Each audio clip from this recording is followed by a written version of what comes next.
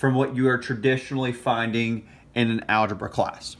And so typically what we've studied up to this point has been average rates of change, but we're going to focus more so, calculus focuses more so on instantaneous rates of change. So typically if the relationship here between two variables is a straight line, like a linear function right here, the straight line there tells us at the rate at which something is changing with respect to another.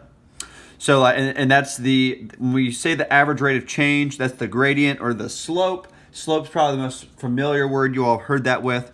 So when we're talking about this, like for example, if we've got this graph here that shows the distance traveled versus the time, the rate of change here, or the slope in this case is the speed, because it's that you do distance divided by time. That's what gives you the speed there. It's the rate of change that the distance is changing over time.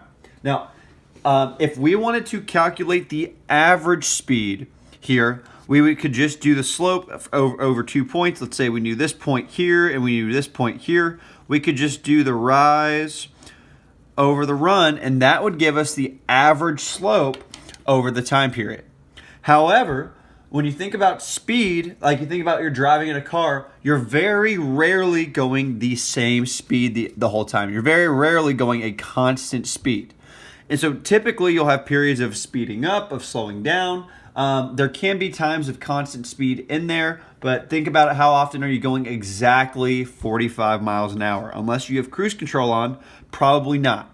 So to calculate instantaneous speeds, what is the speed of something at a specific instant, we use what is called differential calculus. So we're not going to get too much into the differential part today. We're going to get a feel for what rates of change are and how to look at them on graphs. So the first thing that we need to talk about is a rate. So you all probably understand what a rate is, but I want to go over it formally to build up this working definition here. So a rate here is just a comparison between two quantities with different units. So like for example, speed, we do speed per second or feet per second or whatever the unit is. Distance and time are measured in different units. So let's look at an example just to familiarize ourselves again with units. You probably understand how to do this already, but I want to double check. So this is example 1 on page 243. So we got Joseph here types 213 words in 3 minutes and made 6 errors. And we've got Marie here, and she typed 260 words in 4 minutes and made 7 errors. And so what we want to do is we want to compare these two and say, okay, using rates, who is a better typer? So Joseph here, let's see. Joseph here, he did 213 words in 3 minutes. So we're comparing two things that are different here. And so that's going to give us 71 words per minute. That word per implies division. And if we look at his errors, we looked at how many errors he made per word typed, we'd say, okay, well, he went 6 errors for 213 words. So then that means that he made, so if we approximate that, 0.028 errors per word. And you could do that the other way. You could say how many words did he type before he got the errors. But the thing is that we're being consistent here with the comparisons. So then we've got Marie here. And so if we're trying to decide who's the better one, let's see. 260 words. And she's doing that and that looks like just 260 right there. She's doing that in what, 4 minutes? And so we're wanting to compare these two people, and using a rate is a good way to do that. So we're going to say, all right, well, Marie, 260 divided by 4, that is 65. And that's going to be words per minute. So Joseph there is a little bit of a quicker typer, but then we're like, okay, well, what about the errors? So she makes what? 7 errors per 260 words. And we're going to say, all right, well, if we get that as a decimal, that's going to be 0.027 errors per word. So she makes a little bit less mistakes than Joseph does, but she types a little bit more slowly. So I guess depending on what you considered a better typer, that would depend upon who you would say is better. So the rates, that's just something I wanted to reintroduce to you all as we get into examining some of this stuff. So let's continue looking here. So there are 2 types of change here. So the first type that we have, there's constant rates of change, which are just the slope or the gradient of straight lines. So like just a constant rate of change would be something where you've got a linear function right here. And so we would just call this a constant rate of change because there is nothing else going on here. It's going up consistently. There's nothing crazy going on. Now, when you've got a curve, if you've got a curve, like let's say right here, and you want to figure out how much it's increased from here to here, right now, the only way that we can do that is by doing something that's called the average rate of change. Now, the thing is, you calculate these things the exact same way, but they say a little bit different things. A constant rate of change describes the rate the entire way around because it's a straight line. So the slope is going to represent the rate of change. On a curve, we have to call it the average rate of change because on a curve, the slope changes consistently. Because it's a curve, it doesn't have a slope at any exact point that we know about yet. So the way that we're going to do that, the average rate of change here, this is in a function here. If we've got some points here, we're going to call the first x value A.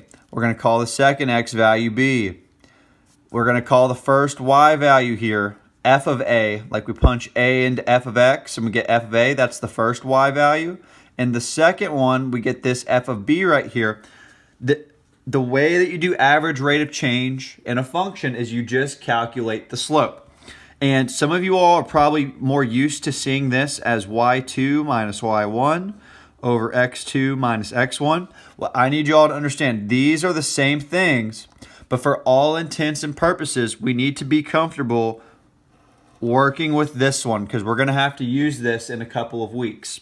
So what I need you all to know is this formula right here is just slope. We're saying the y value when we plug in B minus the y value when we plug in A minus the B, which is just an x value, minus the A, which is just an x value as well.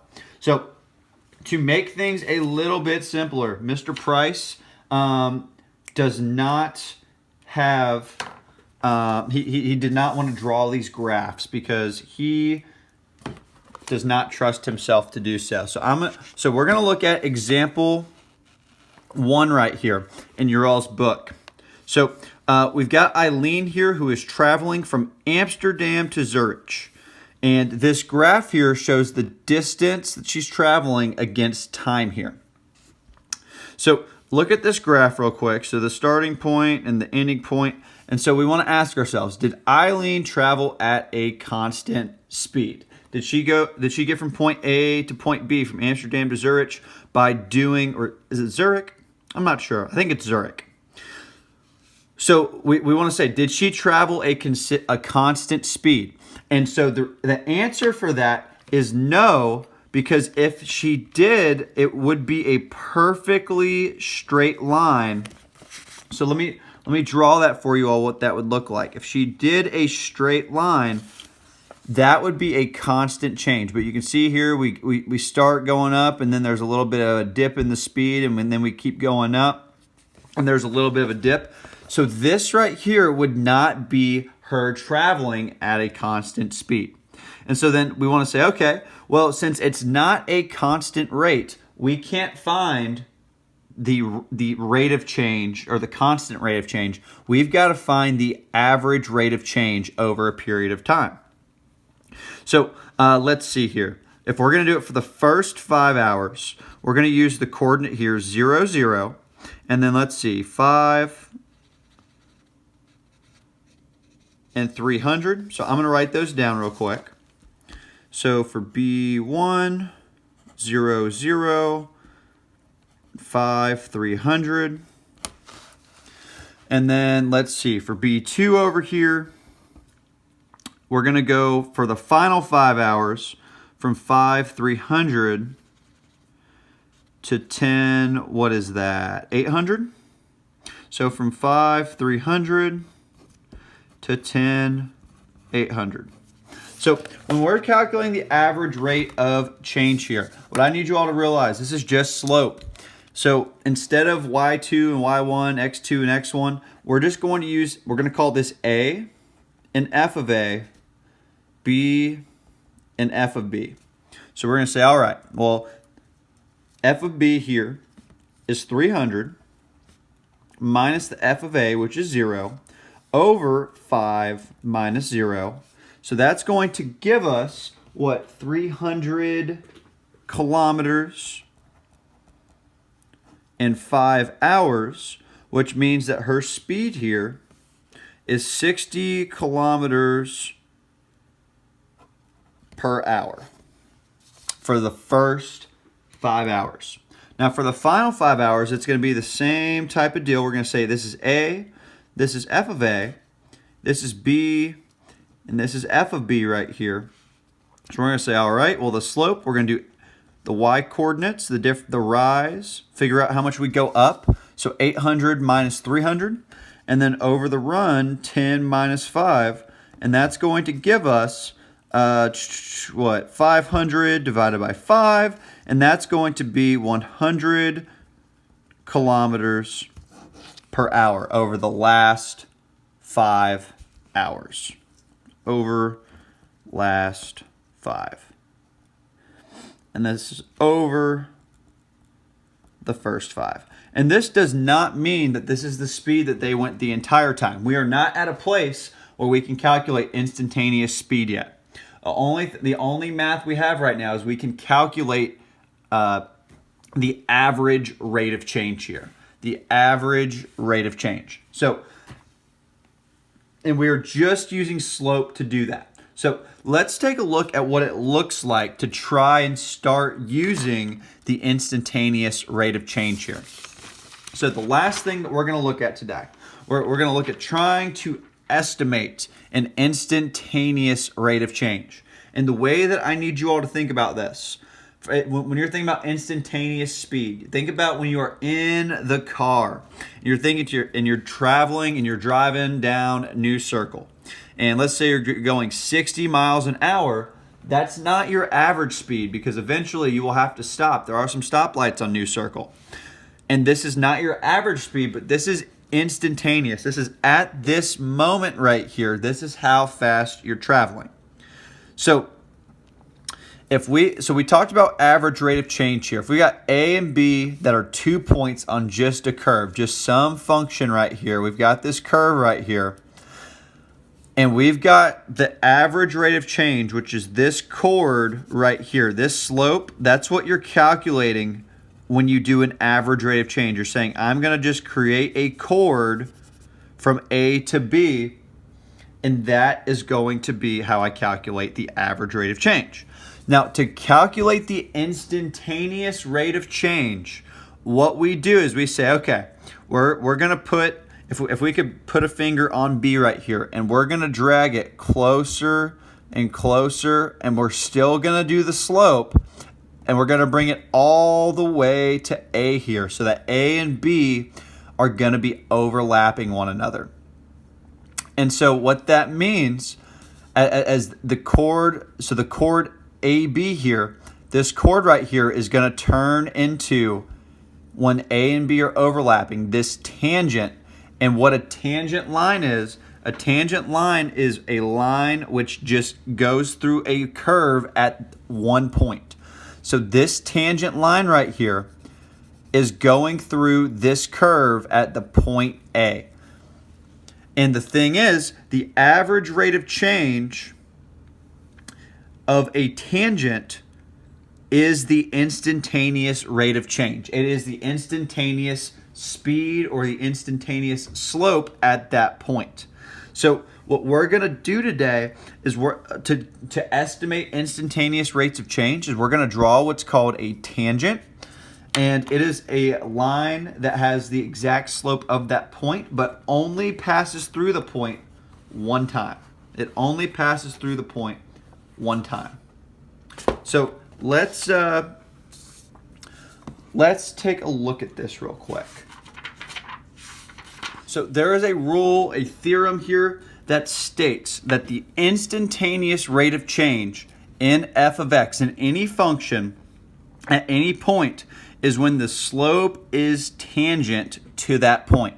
So if we've got this point right here and it is A, the tangent is the line that goes through A and A alone of this curve and has the exact same slope as the A at that point. And that's going to be our instantaneous rate of change. So I want to look at two examples in the book of instantaneous rates of change, and then we will call it a day for today. We're going to look at some instantaneous slope. So we're going to look at on page 248, we're going to look at example 2, and on page 249, we're going to look at example 3 there. So the first part here is we are wanting to look at this and using these tangents. So the tangents are drawn for us here to find the instantaneous rates of change in y equals f of x. So we've got this parabola right here, and you can see this tangent that is drawn through A, it only crosses through A. And this tangent drawn through B right here only crosses through B. So drawing the tangent line is another thing, but when you draw that tangent line, you can find the slope by just calculating the rise over the run here. So if we start from A and pick another point on here somewhere, so if I pick this point right here, I say, okay, well, I go up 2, right 2. So that instantaneous rate of change there is going to be 2 over 2 or just 1. 2 over 2 or just 1. And so then the same thing for B over here. We've got this coordinate, it's going through B, and then you need to pick where your tangent intersects another point. So let's see, it intersects right there. So then this slope right here, we go from here to here, we go right 1, down 2. So that's negative 2 over 1, which is a slope of negative 2. So these would be the instantaneous rates of change because we have that tangent line and we've calculated the slope of those. So we're going to look at one more example where we actually have to draw the slopes here, the instantaneous rates of change. So to do that, I highly recommend that you all use some sort of ruler to try and estimate these. I'm going to use this clear ruler here to help me out. And so what we've got in this example here, we've got the graph right here shows how a cyclist accelerates away from an intersection. So we've got the distance here, we've got the time as the x-axis, distance as the y.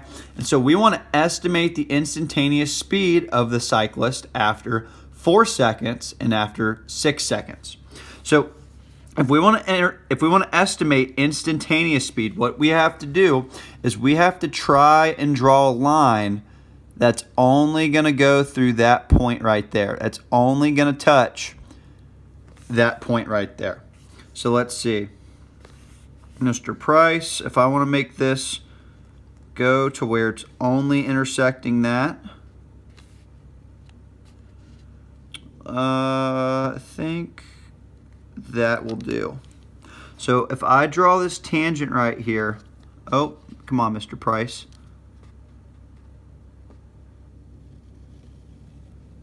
So if I draw that line right there, where it only intersects 4 at one point, once you draw the line, now we've got to calculate the slope. So for the slope right here, we have this going through the coordinate 2, 0, and then what? That's 4. I don't really want to estimate that. I'm going to extend this line out just a little bit. And we've got 740 right there. So now we can calculate the slope. So I'm going to write those two coordinates down. We've got the coordinate 2, 0 for 1, and then we've got the coordinate 740. So now we're going to go and calculate the slope for those. So we'll say, okay, well, the slope here, we're going to do 40 minus 0 divided by 7 minus 2. So that's going to be what? 40 over 5, which we're going to call 8. And what was the distance here? It was meters per second. So we'll say meters per second. Meters per second. So now the second thing that we're going to do, we have to find it for 6 seconds. So I'm going to erase this first tangent line here and draw me a second tangent line.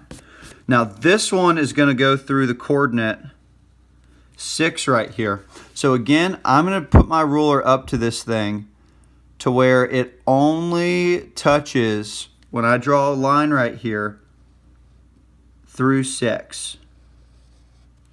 So right there, for right now, we've just got to do the best we can with that tangent line. So that's about as close as we can get to it only crossing through 6 seconds right there. So for that, I'm going to use some of this room over here. So the coordinates that we can pull from there, let's see. We've got the coordinate 640 right here. And then it looks like we cross about halfway through there, so we can call that 3.5, comma 0. So I'm going to write those coordinates down, and then we can calculate the instantaneous rate of change here.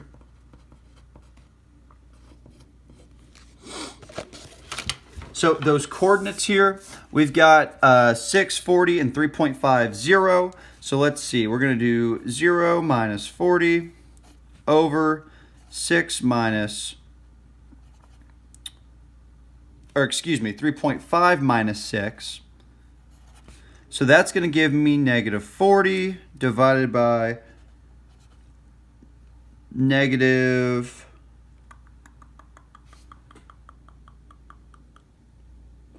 2.5, and then I don't know what that is off the top of my head, so I'm going to get a calculator real quick. Let's see here. 40 divided by 2.5 is about 16. So the instantaneous slope right there is about 16. Is about 16 meters per second. So with that, the biggest thing that we need to understand is that the tangent lines, we're drawing these by hand right now. They are not going to be perfect. So if you are off by a couple of digits, that is okay. If you get 15 instead of 16 or 17 instead of 16, that is okay. If you're in the ballpark, that's what matters for right now with these instantaneous rates of change. So I know this is the first day of calculus. We are back at it to learning new content. So if you all have any questions at all, please let me know. And we can go from there. I do not mind to meet with you all on Zoom or to just talk about it over email, whatever you all need. And you all have a good day and a good weekend. Bye.